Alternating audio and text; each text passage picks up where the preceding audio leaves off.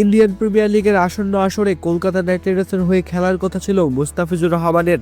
তবে আসর শুরুর আগেই তাকে স্কোয়াড থেকে বাদ দিতে কলকাতাকে নির্দেশ দেয় বিসিসিআই। বোর্ডের নির্দেশ মেনে নিরাপত্তা শঙ্কার কারণ দেখিয়ে বাংলাদেশে এই পেসারকে বাদ দিয়েছে ফ্র্যাঞ্চাইজিটি। নিরাপত্তার শঙ্কায় মুস্তাফিজকে বাদ দেওয়ার পর দেশটিতে বিশ্বকাপ খেলতে যেতে চায় না বিসিবি। এমনকি বাংলাদেশ সরকারের পক্ষ থেকেও ক্রিকেটারদের নিরাপত্তা নিয়ে উদ্বেগ জানানো হয় এবং দল না পাঠানোর পরামর্শ দেওয়া হয়। একই সঙ্গে বাংলাদেশে আইপিএলের সব ধরনের সম্প্রচার অনির্দিষ্টকালের জন্য বন্ধ ঘোষণা করা হয়। বিশ্বকাপে গ্রুপ পর্বে 4টি ম্যাচে ভারতে খেলার কথা ছিল বাংলাদেশের। তবে সম্প্রতি দুই দেশের কূটনৈতিক সম্পর্কে ব্যাপক অবনতি হয় অনিশ্চিত এই ম্যাচগুলো। নিরাপত্তার সংখ্যায় ভারতের মাটি থেকে নিজেদের ম্যাচ সরিয়ে দিতে আইসিসিকে অনুরোধ জানিয়েছে বিসিবি। দুই দেশের ক্রিকেট বোর্ডের এমন দ্বন্দ্বের মধ্যেও চলমান ভারত নিউজিল্যান্ড সিরিজের আম্পায়ারিং করতে ভারতে গেছে বাংলাদেশি আম্পায়ার শরফুদ্দুল্লাহ ইবনে শহীদ সৈকত। তিনি আইসিসি এলিট প্যানেলের একজন আম্পায়ার।